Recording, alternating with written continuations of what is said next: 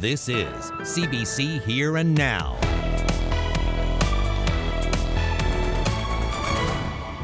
A more than $5 million report paid for with your money. But was it money well spent? We may never know. I don't think government should have the option of not releasing this commercially or not. Put it on the table, be transparent. Coming up on Here and Now. I mean, for a lot of fishermen, crab season is the only thing they fish all year round. It's a good thing for sure. It'll be a nice little bonus for my crew. The only issue we have, I guess, is that the cost of catching it has gone through the roof now. So, crab quotas are going up. But these fishermen say the cost of doing business, well, that's rising as well. Good evening and welcome to Here and Now. I'm Anthony Germain. And I'm Carolyn Stokes. We start tonight with personnel problems in healthcare. Nurses say staff are at a breaking point. The system will be managed to deal with what is presented to it. Well, the union representing registered nurses disagrees with the health minister, saying the system is not managing. Yvette Coffey says the recent surge in COVID cases has nearly 800 healthcare workers in isolation. Last week, more than 1,000 workers were off the job. And she says about 16% of her union, that's about 900 nurses, are considering leaving the profession. COVID is adding extra strain, but COVID is not the issue. The issue here is we are in a health human resource crisis, and it's not just registered nurses. The inability to get leave, not knowing when you're going to get out of work. You go in for a night shift and you're bringing in your breakfast and your lunch for the next day, not knowing when you can return home. Now, Coffey says most staff have not had any significant time off in 2 years. More of my conversation with the head of the nurses union, including what she thinks can be done to help this in the short term. That's coming up in about 30 minutes on Here and Now.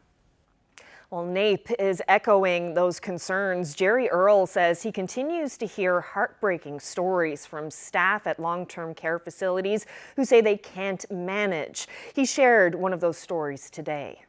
I read a message from a worker in Placentia that talked about a couple of people that passed away there this weekend. They could not provide the support they should have to that resident and the family, and the LPN was extremely upset. That's what they're there for, that's their jobs, and they can't do it. And that's not acceptable. It's not acceptable to them. And like I said, that LPN, 29 years in the system, was distraught that she could not be there for a dying resident and be there for the family because they didn't have enough staff. Earle also says he's hearing about people working 12 and 17 consecutive shifts in a row. He's heard from facilities where the staff are physically drained, and he wonders if the health minister is hearing those same stories.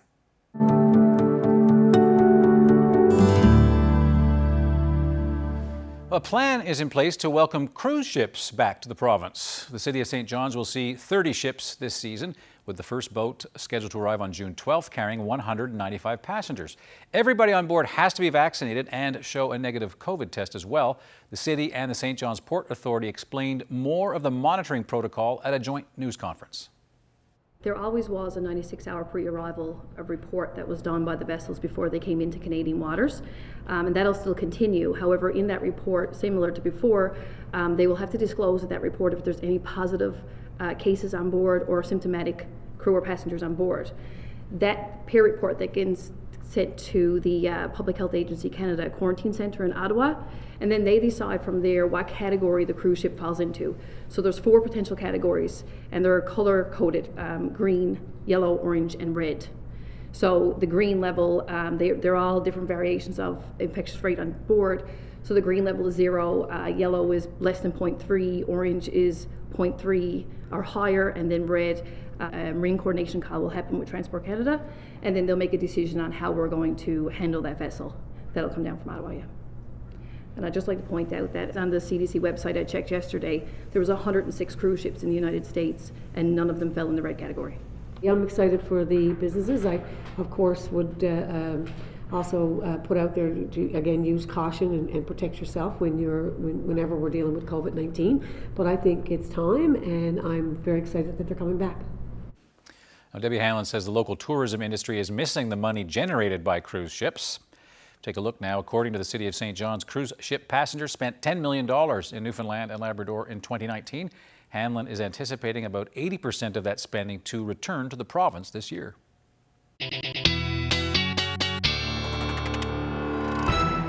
Well, today was a pretty nice day to be cruising around St. John's. Tomorrow night, not so much, but let's start with a look at the current conditions. Beautiful evening. Here's a live look at St. John's Harbour. 4 degrees in St. John's. Feels more like -1 with that wind chill and a light northwesterly wind. Now, we do have a number of warnings in place for tomorrow. A wreck house wind warning, gusts up to 100 kilometers an hour tomorrow, and a freezing rain warning for much of the island. We have a system that will be moving in starting in the morning and pushing its way across the island. Won't hit the east until tomorrow night. I'll get into all of those details a bit later. All right, now to the northeast coast of the island. Hundreds of dead and dying turs are turning up on the ice and along the shoreline in Hampton. That's about 65 kilometers east of Deer Lake. No word yet on what's causing the death of the birds. Residents of the community tell CBC they can't explain it. And we reached out to the Department of Environment and Climate for more information, and we are told the department is working on a response. Wow. Well, snow crab quotas are getting a bump, though still no word on what harvesters will be paid per pound this year. A recent DFO assessment found that crab is up in all fishing areas in the province except Labrador. The total allowable catch will rise 32% from last year, but some fishermen say the cost of doing business is rising as well. It's great. I mean, it helps our pay all around, right? The boat stocks more, we stock more, more money we spend around the town, right? Helps the economy. We're just getting geared up, trying to tie on our pots and overhaul them since we leave our pots here, since we're from Nova Scotia or whatever. We leave our pots here for the winter, so we're just last minute trying to get everything together and to hit the seas probably within the next day or two here, hopefully. It's definitely a good thing for us. I mean, for a lot of fishermen, crab season is the only thing they fish all year round, so, and especially now with the prices of everything skyrocketing, it's a good thing for sure. I mean, we're hoping that it's going to be a strong year. I mean, there's nothing really, you gotta just take it as it comes, I guess. Can't really plan too much, but yeah, we're excited. It's going to affect my crew because the more stuff you got to catch, obviously the more money you're going to make, so you know, it'll be a nice little bonus for my crew. The only issue we have, I guess, is that the cost of catching it has gone through the roof now. So, you know, it'll be needed this year because diesel is wicked. Well, I'm thinking diesel this year is definitely going to be 2.5 times the cost what we paid last year. And like we burns in a lot of fuel, so you know, it's going to be 2.5 times for sure. And if it keeps going like the way it's done, it could actually be 3 times the cost for fuel this year. The little increase that we got now, I'll offset, we might make a few more dollars, but if we never had got an increase, if the price had increased, I think the price wouldn't have offset the cost of doing business this year. We would have probably broke even, but like I say, this little increase should theoretically give you a few more dollars to work with this year. Well, earlier this week, harvesters and their union protested here in St. John's as well as on the West Coast. They want more than the $7.60 per pound they received last year. A price-setting panel is holding a hearing today and is expected to make a decision as soon as tomorrow. Well, the province is being pushed to release the findings of a $5 million report reviewing Newfoundland and Labrador's assets. The finance minister hasn't committed to sharing the Rothschild and Company's findings. Here now's Mark Quinn has the details. The finance minister announced the review of provincial assets such as oil and gas holdings and the Liquor Corporation. She said Rothschild's would deliver its report by the end of March. This week, Siobhan Cody said she doesn't have it yet, but she does expect it soon. NAPE's leader is questioning that. Remember last year, the same thing happened with the Moya Green report. It was supposed to come in at a certain date, and all of a sudden we were in an election. It didn't miraculously appear until after the election was over. So now there's a budget next week. I honestly think that report is completed. I can be quite sincere. I think that report is completed. In December, the finance minister said the report may contain commercially sensitive information and therefore may not be made public. In a statement this week, Cody repeated that same message. The opposition party's finance critic is challenging that. It is the taxpayers' money that has been spent on this report, And for the Minister of Finance to hide behind some kind of secrecy that might be in the report it just doesn't cut it. Critics want to know if the report will be used to justify selling off public assets. The NDP is also calling for the report to be released publicly. So we've paid for this report $5 million with public funds. It's going to make recommendations on what's going to happen to public agencies that provide public goods to people that in this province that they pay for, and you're not going to release it. To me, that's just unacceptable. The finance minister says she's looking forward to reviewing the contents of the report, which she said may or may not influence future government decisions. Even if the report was available today, it's still too late to influence the budget next week. Mark Quinn, CBC News, St. John's. Well, staying with the so-called need for secrecy, a cybersecurity expert says there's value in sharing more information about the province's healthcare hack. Yesterday, we learned 200,000 more people were targeted in October's cyber attack than initially reported. The province isn't answering questions about who's behind it or how it happened. It's saying it is being advised not to share that information. But this cybersecurity expert says there are benefits to being transparent. The reality is in these cases, those criminal groups know, right? They know exactly what they did to infiltrate your organization, what information they've stolen and what damage they've done. So frankly, I think it works in the antithesis here that, I would far rather see some transparency because other organizations can learn from this event, right? This isn't about blaming or creating liability. This is more about sharing the factors that went into this event so that we can all learn from this and do a better job of protecting ourselves moving forward. Now, the province isn't telling us who's behind the cyber attack, but this expert, well, he thinks he knows who's responsible. That's coming up in about 20 minutes. Well, a new trial has been ordered for a St. John's man found guilty of threatening a police officer 3 years ago. Kurt Churchill received a conditional discharge, which meant he would have no criminal record, but he was required to provide a DNA sample to a police database. Now, Churchill appealed the guilty verdict and won a Supreme Court order so he wouldn't have to provide that DNA while the appeal was ongoing. Now, the appeal decision was issued yesterday, sending the matter back to trial. And in an unrelated case, Churchill has been charged with murder. He is accused in the 2020 shooting death of James Cody in St. John's. Well, a hostel and diner offering affordable housing and food for people passing through Happy Valley Goose Bay are closing. The operations were run year-round by the Labrador Friendship Centre. The organization's executive director says the services were mostly used by people waiting for medical treatment. The hostel's 10 to 12 rooms were never intended as emergency shelter to house the homeless. The shutdown is indefinite, but the organization plans to restructure and reopen. There's no timeline on when that could happen.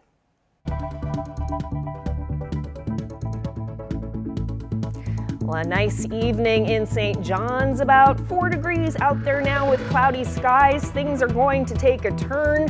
Tomorrow evening, though, we have some freezing rain on the way. I'll have all of the forecast details coming up.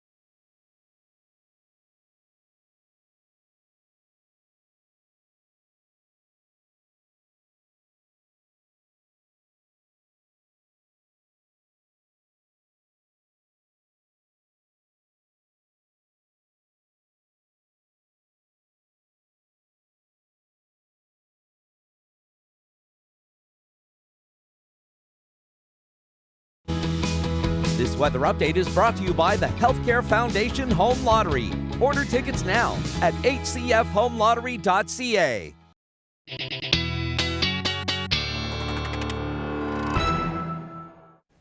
Well, Carolyn, sometimes when you're filling in for Ashley, I give you a little hard time because it seems whenever you do the weather, horrible things descend from the heavens. But today, well, thank you on behalf of all of us. Oh, well, if I take the credit for the nice day, then I definitely have to take the blame for the bad weather. And there is some bad weather on the way, I am sorry to say, but not until tomorrow night. So we still have to get through tomorrow until we get to that. And we have a fairly nice day coming tomorrow. Let me just break it all down for you. Let's start with the highs today. As we mentioned, a nice day in St. John's, 5 degrees as the high in St. John's. On the west coast, 2 degrees in Corner Brook, a bit cooler up through Labrador, 1 degree in Churchill Falls. Okay, so let me explain what I was talking about a moment ago. Here are our weather on the way headlines. Tomorrow, it's going to be a pleasant day for most people on the island. And then we have some freezing rain moving in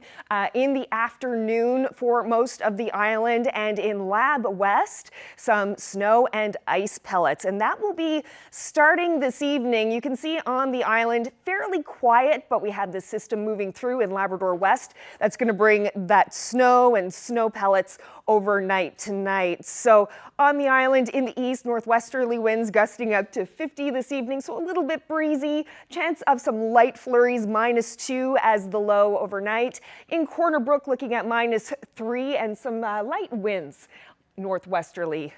20 kilometers an hour. So in Labrador, that's where most of the action is tonight. In the west, Lab West looking at a strong wind actually. Southeasterly 20 gusting to 40, but 60 in some places with about 5 centimeters of snow coming down mixed with ice pellets. Happy Valley Goose Bay looking at a fairly cloudy night and -5 as the high there. So as we get into tomorrow afternoon and tomorrow night, that's when things start to really get messy. We have a number of warnings in place. First, we have this wreck house wind warning, gusts up to 100 kilometers an hour in that area. And this is where things will begin tomorrow, late in the morning, early afternoon. And the system's going to work its way across and bring some freezing rain. We'll have a look at that as well. We do have a special weather statement in effect for the Northern Peninsula as well. So let's have a quick look, a focus in on the east tomorrow. Just if you're planning your day, it's Friday, this is how it's going to look. So most of the morning, cloudy. You can see we have some sunny patches there around noon time in the St. John's area, but then we see this freezing rain pushing through in the afternoon. So as everyone's getting ready to leave work tomorrow afternoon around 4 o'clock on the Avalon Peninsula, that's when things are going to get messy. So break it down a little bit further. In the morning, -2, mostly cloudy skies with winds gusting up to 40 kilometers an hour. In the afternoon, some sunshine will pop out for a little bit, and then as we get into the evening, that freezing rain will move in with a southerly wind gusting 20 to 40 kilometers an hour.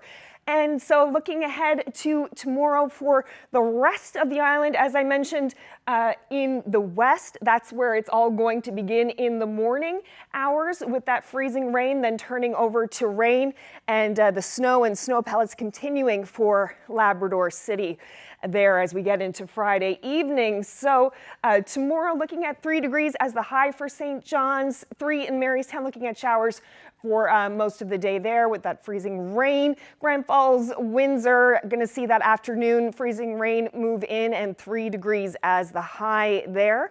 For western Newfoundland, about 5 millimeters of rain in the southwest for the Port aux Basques area. And once again, those winds will be really strong with that wreck house wind warning. Up through the straits, looking at a fairly nice day, actually. Not much happening there. 3 degrees in Lansalou with some sunshine, 2 in Cartwright. And for Nain, Makovic, looking at a chance of some flurries and some light winds. And Lab City looking at about 5 centimeters of snow there throughout the day tomorrow. So let's have a quick look at tomorrow night into Saturday. We do have some showers coming for the east and some snow snow coming for the west and for Labrador. I'll get into those details during the long-range forecast a little later.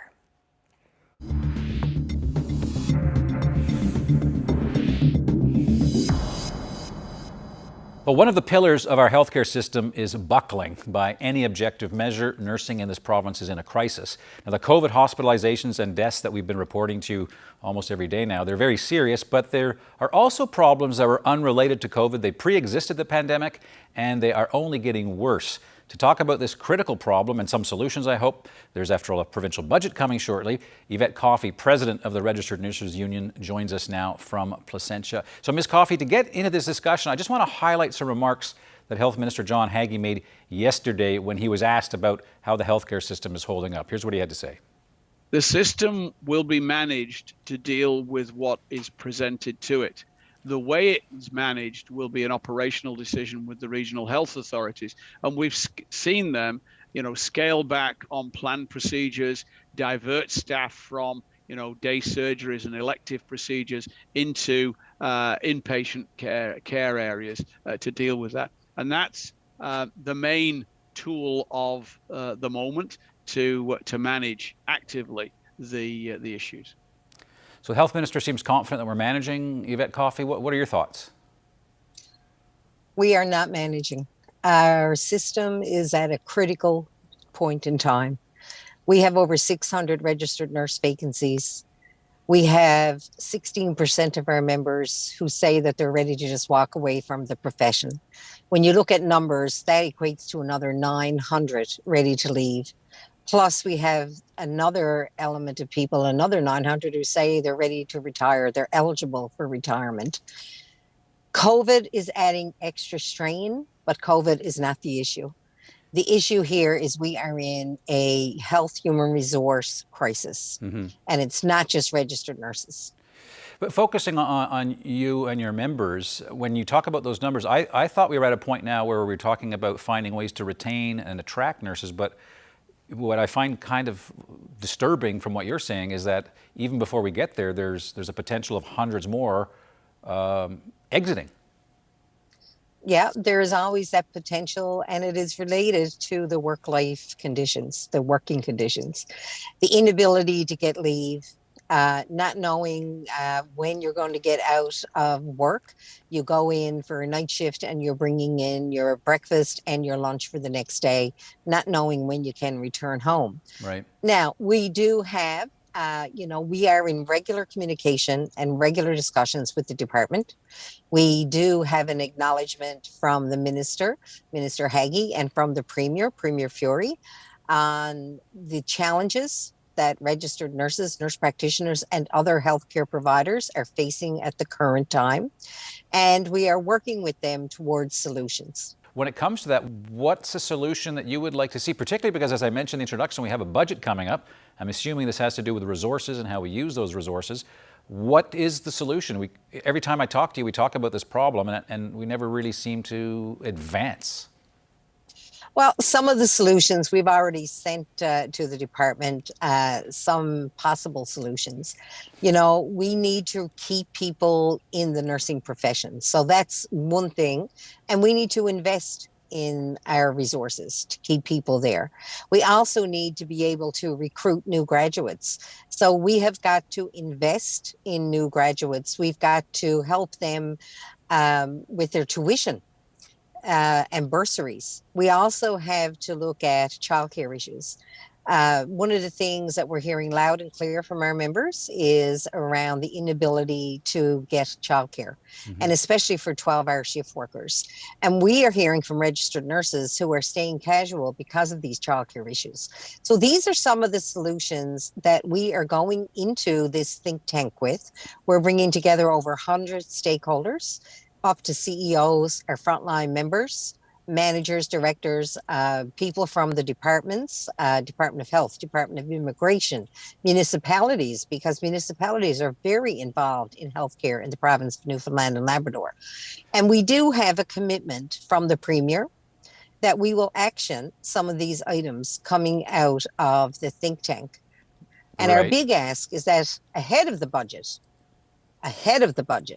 We're asking for investment in healthcare, investment in health human resources, be it registered nurses, licensed practical nurses, respiratory therapists, social workers, psychologists. The list goes on and on.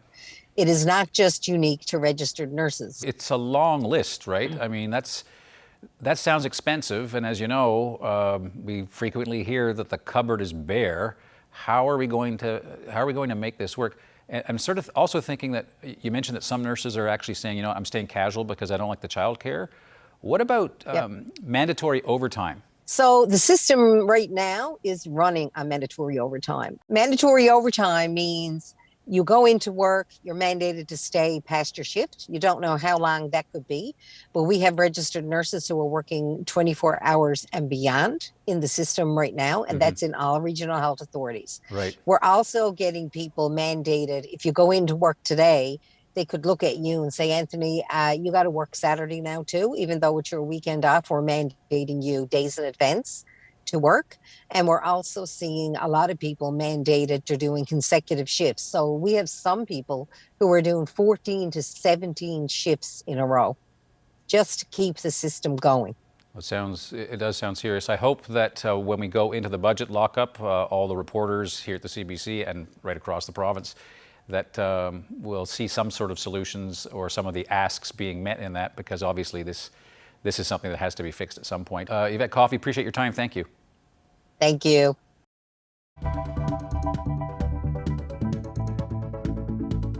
It doesn't matter where you live. The reality is the threat, your threat profile and the risks that we're all facing have increased. Who this expert thinks is responsible for the cyber attack on the healthcare system and why he thinks the province should be more transparent about what happened. That's next.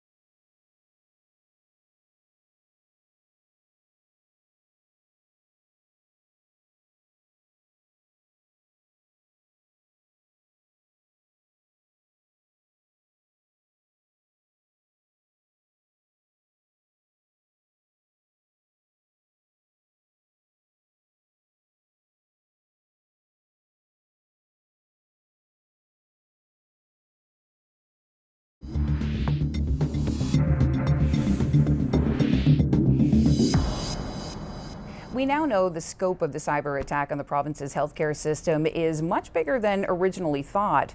Yesterday, it was announced that more than 200,000 files containing patient and employee information were taken from an Eastern Health network drive. It's something the province has known since February.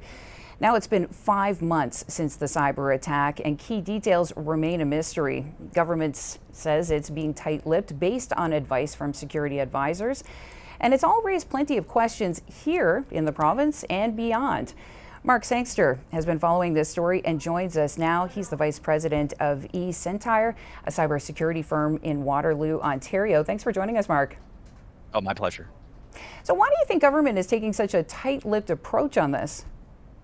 I mean, this one to me is a bit unusual, frankly, because the theft of documents, I mean, the best thing you can do here when that happens and consumer or patient information is exposed is to inform them, because then they can be empowered, right? They can put their own kind of controls in place, like changing passwords or notifying their bank of potential, future suspicious activity. So frankly, I think it works in the antithesis here that, I would far rather see some transparency, because other organizations can learn from this event, right? This isn't about blaming or creating liability. This is more about sharing the factors that went into this event so that we can all learn from this and do a better job of protecting ourselves moving forward. We're not the first public body that has, gone through a healthcare attack. I mean, in other jurisdictions, what did that response look like? Yeah, in other jurisdictions, and particularly in the US and the UK, where there are stronger privacy laws, you do see sort of greater exposure and transparency from the organizations that have been affected. And in fact, there are bodies that go in and investigate, and it's very much like our privacy commission, but they tend to swing sort of, let's say, a bigger bat. In the past, you have indicated that you believe that this was orchestrated by Conti, a cyber criminal group that is believed to be rooted in Russia. Do you still think that's the case? Yeah, I mean, I don't think there's anything to counter that view, and frankly, Conti is at the moment sort of the top of the ranks when it comes to cyber groups and ransomware groups. It's a little bit, I think, here of where there's smoke, there's fire, right? It's just too much of a coincidence. Mark, I'm just going to say the obvious. I think now when we hear about potential Russian involvement, whether it's government or not, I mean, the war, everything that's happened, there's just a lot more context to consider inside of this. I mean, for people in Newfoundland and Labrador right now, how should we understand the nature of this threat right now? Yeah, so first, it doesn't matter where you live. The reality is the threat, your threat profile and the risks that we're all facing have increased, right? So we saw cyber attacks used as a sort of aerial bombardment, in a sense, leading up to the invasions of the Ukraine. In fact, we saw with Conti that they actually came out and declared initially support for Russia, and then there's been some sort of civil war infighting within the group to argue whether or not they really are patriots or whether or not they should support Russia, and so on. And there's sort of two forms of attacks we're going to see here. These groups have always operated with economic interests, right? They shut the company down, they extort ransoms out of them, and they make millions of dollars in cryptocurrency that way. But the other part of this now, and I think this is where it becomes more dangerous, is the ideological attack, right? Going after the West, shaking our sense of confidence, of our reliability in, the things that we come to depend on every day, like healthcare or water utilities or electricity, because they know when they shake us up like that, they're hindering our resolve. And that's going to have an effect on our leadership, who might say, you know what, maybe I won't take as strong a stance with NATO when it comes to pushing back on Russia for what they're doing in the Ukraine. So ultimately, they're trying to erode that mistrust. They're trying to sow sort of almost a civil war using cyber tools. And this is the first, I think, hybrid cyber kinetic, military sort of attacks, Russian, tanks and missiles that we've seen, right? This is the first large scale event like this to occur. Given that our information has already been compromised, does that put us at a greater risk for future action, or are we out of the woods? No, I mean, the reality is they can come back, right? And you know, so the old analogy of smash and grab criminals was, you know, they know a few months later your insurance will have paid out and you'll have replaced your TV and your stereo and your jewelry. And so they come back again because they now know you have brand new stuff. And it's kind of the same thing. And they often leave back doors. So they'll have left effectively a secured connection that they control, that they either can use later on, or frankly, they sell. Your information too, as a consumer, as a patient, is now out there, and that compromises you. What do you think government is really managing here? Is this symptomatic of managing a security issue or managing a legal issue? I mean, often companies operate from the latter, right? Which is they know that there may be negligence that's exposed. They're concerned about knock-on liability, class action suits, financial damage, regulatory penalties, and so on. So yeah, they're often very tight-lipped, and they'll go for sort of, let's call it a sort of a silent settlement in the boardroom, and none of us know. And the problem when that happens is it robs us of the opportunity, like I said, to learn from these events. And we lack that in cybersecurity, and we desperately need it. We need that notion of those investigators who go in, who figure out what those common factors are, who make those recommendations. And some of the public arms of the government, so the Canadian Cybersecurity Centre, as an example, does a good job. But I would really like to see it advocated on TV the same way we would for physical safety. We need the equivalent of that in cybersecurity because people simply just don't understand the risk. Mark, always appreciate your time and thoughts. Thank you. My pleasure. I believe that with every inch of my soul that she would have been home if we had known. He believes his wife's death could have been prevented if she had known the Nova Scotia shooter was disguised as a police officer. More from today's inquiry ahead.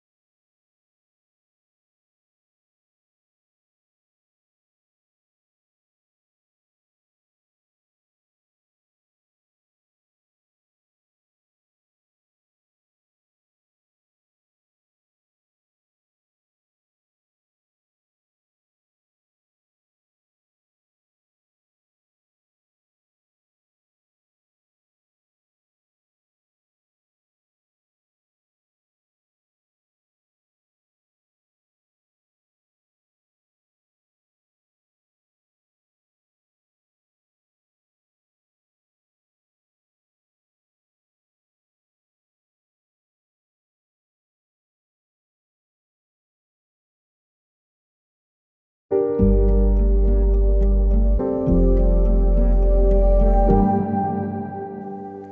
disturbing new details today from the Mass Casualty Commission inquiry in Halifax. It's examining the shooting that killed 22 people back in April of 2020.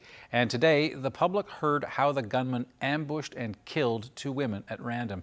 And a warning, the details in this next story are very disturbing. An RCMP realized the shooter had managed to get away from Glenholm. He was already en route to Debut, about 10 minutes away. Here's his replica cruiser shown on security video from a metal roofing and siding shop in the community. And following not far behind is Heather O'Brien. The Commission thinks that light-coloured vehicle is her VW Jetta. It's around 10 a.m. now, and Kristen Beaton is also on Plains Road in Debut.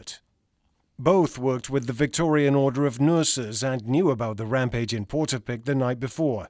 The inquiry was told how Kristen Beaton was texting and talking to her husband Nick about it that morning.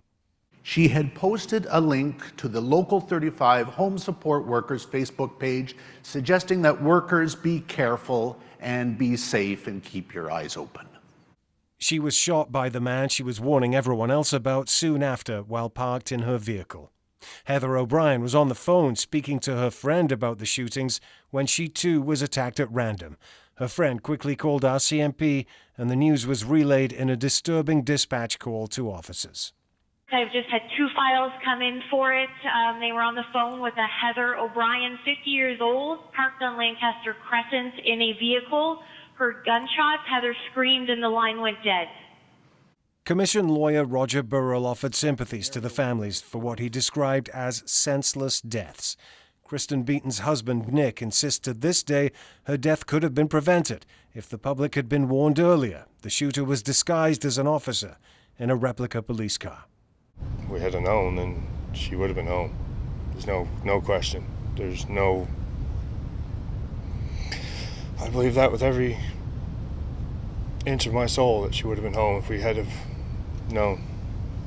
The Commission Chair, Michael McDonald, says a lot of things have been difficult to hear this week and offered his thoughts and prayers to those most affected. He says the Commission has a lot more work to do to understand what happened and why. The proceedings have been paused next week and will resume on April 11th. Gareth Hampshire, CBC News, Halifax.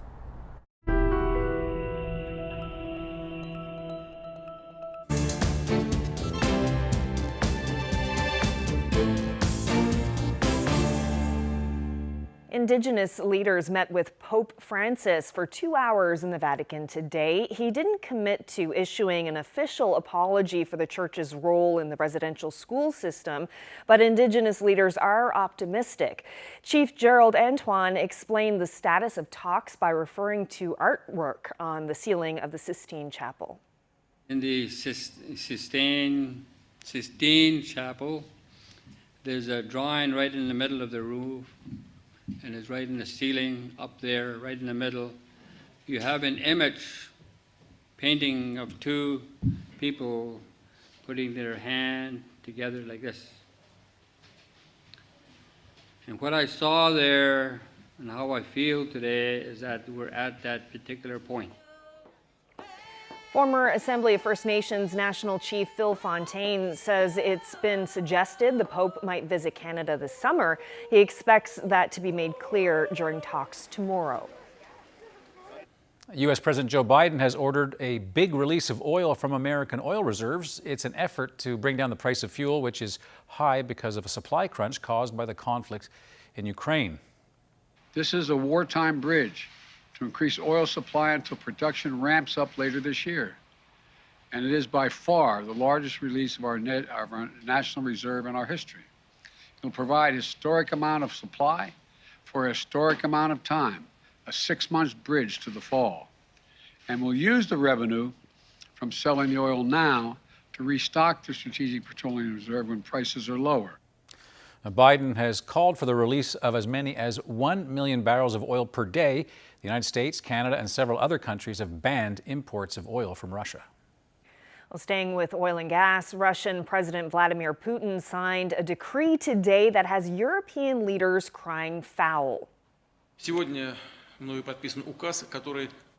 He's threatening to stop gas supplies to what he calls unfriendly countries if they don't pay in the Russian ruble. A new decree states that buyers must open local currency accounts in Russian banks by tomorrow. Germany says it's studying the details of the demand, but says it's nothing more than blackmail. The move by Putin is an attempt to boost the Russian currency, which has been hit hard by sanctions. Well, a project in Alberta is helping veterans cope with PTSD in a unique way by caring for horses. Those taking part in the project view it as a less intimidating form of therapy. Have a look. With PTSD, you have a lot of ups and downs. And then we'll do some figure eight just by having Blossom walks beside us. Going to see a psychologist or social workers, that works great. But I find this is just another tool to help you deal with that stuff you go to the office for.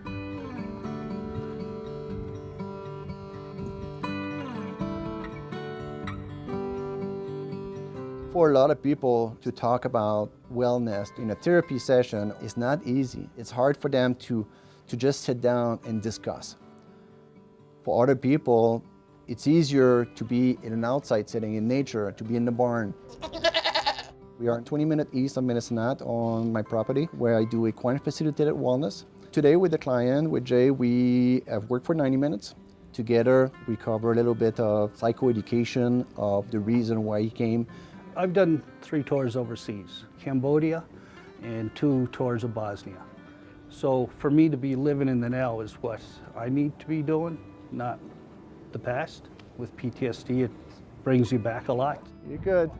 We're at the stables here, and Martin set me up to work with the horses, to learn how to keep your breathing, keep yourself calm around the horses, and making a connection with the horse at the same time too.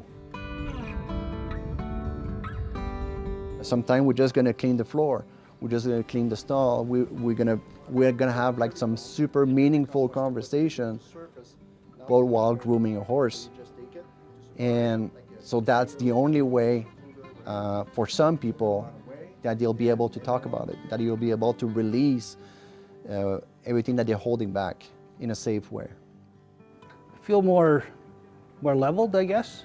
So I don't have the ups and downs going all the time. It's probably because I'm more focusing on something else instead of my PTSD.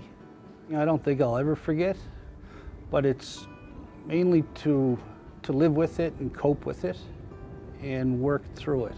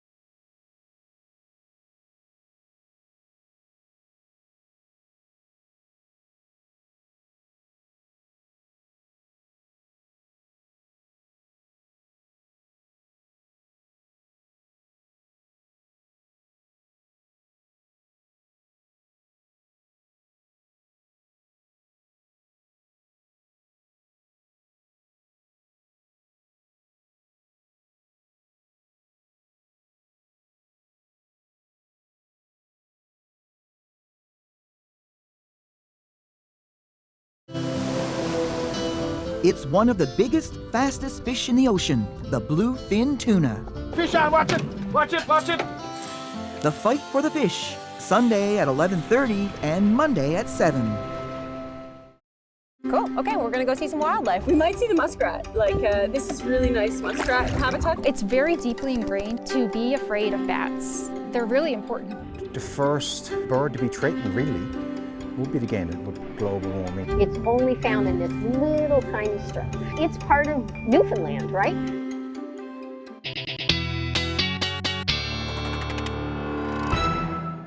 Okay, so we already talked about what a great day today was, but looking into the future, people are making plans for the weekend as we're running out of March, right? Heading into April. Yeah, April 1st tomorrow, right? So April Fool's Day, so want to keep your eyes open for any tricks. Thank you for reminding me.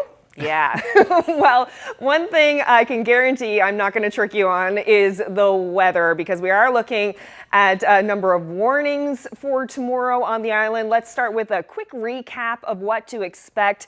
The system going to move through on the southwest coast. Starting off tomorrow, we have that wreck house wind warning, gusts up to 100. So that should be in the late morning, early afternoon. That should start to pick up. Much of the west coast, Corner Brook area, going to be spared from the freezing rain warning that most of the island will be seeing tomorrow. The amounts with this will be pretty light, but we'll still see some freezing, so that'll mean it'll be still some slippery areas to watch out for tomorrow. So the system is going to push throughout the day. In the east, we won't see that until later on in the afternoon as you're getting off from work, as I mentioned earlier, and in through tomorrow night into Saturday morning. So quick recap of the temperatures tomorrow. Strong winds on the west, 3 degrees in Corner Brook tomorrow, 3 as well in St. John's. Going to be a nice day for most of the day and then turn messy in the evening. St. Anthony looking at a mix of sun and cloud and 3 degrees tomorrow. So for Labrador, Lab City, going to see those snow and ice pellets tomorrow, 1 degree as the high there. Nice day coming for Happy Valley Goose Bay with 5 degrees and a mix of sun and cloud. So this is Friday night into Saturday. So you can see all of this freezing rain and the snow mix and the rain there in the south. And it's going to continue on into Saturday morning. We're going to see some showers in the east, some flurries in the west, and some snowfall there in Labrador starting on Saturday morning and continuing for much of Labrador and the southwest coast of the island Saturday afternoon. And some cloudy skies, could see some showers as well for the St. John's area. 9 degrees though as the high on Saturday, so going to be very mild in St. John's, but a little bit wet, particularly in the morning. And on the west coast, 7 degrees in the Corner Brook area, and up through the Straits, 0 with some flurries there and some snow for the rest of Labrador. So that will continue in Labrador on Sunday. Some clearing for some parts of the island. 4 degrees in St. John's as the high. Could see a little bit of a mix in there during the day, and some messy weather for Labrador on Sunday. So let's look at our 5-day. A nice start to the work week in the east. 7 degrees with a mix of sun and cloud. There are some flurries moving in on Tuesday for Central. Much the same story. A nice Monday coming with a mix of sun and cloud, and 5 degrees as the high in the west. A little bit more cloud cover on Monday and Tuesday. A chance of flurries there, 1 degree as the high. For Labrador, looking at some cooler temperatures below 0 there with a chance of some flurries on Tuesday, and in western Labrador clearing off there on Tuesday, but still in those cooler temperatures, -4 on Tuesday. So let's have a look at our weather viewer photo of the day. We're going to take you to the spout today. Just have a look at this. Isn't this a great shot? Love this picture. Thank you so much, Jim Walsh, for sending this in. Some sunshine and rainbows at the spout. Looks like it was a great day for a hike. Really beautiful. Looks like a little nice small volcano with a rainbow on top. Yeah, it was a great picture. And a heck of a hike to get there, so congratulations just on that. Now, just had to show you this before we go. Guard dogs have been around for a long time, and I know, Carolyn, you've got a big thing about all dogs. Oh, I do. I have 2 of my own, but there's a new version of the dog Officials in Italy are using a 21st century version of a canine protector to guard the ancient Roman city of Pompeii.